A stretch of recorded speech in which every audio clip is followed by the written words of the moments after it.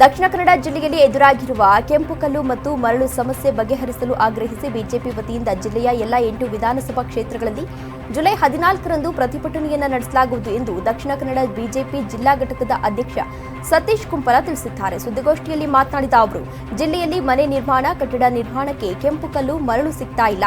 ಕಾಮಗಾರಿಗಳು ಅರ್ಧಕ್ಕೆ ನಿಂತಿವೆ. ಕಾರ್ಮಿಕರು ಕೈಗೆ ಕೆಲಸ ಇಲ್ಲದೆ ತೊಂದರೆಗೆ ಸಿಲುಕಿದ್ದಾರೆ.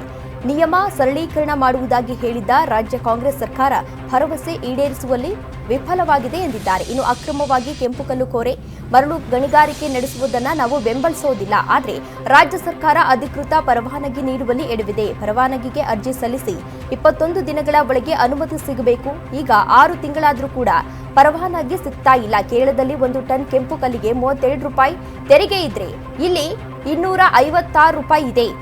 ಹಿಂದೆ ಬಿಜೆಪಿ ಸರ್ಕಾರ ಇದ್ದಾಗ 91 ತೆರಿಗೆ ನಿಗದಿಪಡಿಸಿತ್ತು. ಶೀಘ್ರ ಸಿಗದ ಪರವಾನಗಿ, ಹೆಚ್ಚಿದ ತೆರಿಗೆ ಮೊತ್ತದಿಂದಾಗಿ ಅನಧಿಕೃತ ಕೊರೆಗಳು ಹೆಚ್ಚಾಗಿದೆ ಎಂದು ತಿಳಿಸಿದ್ದಾರೆ.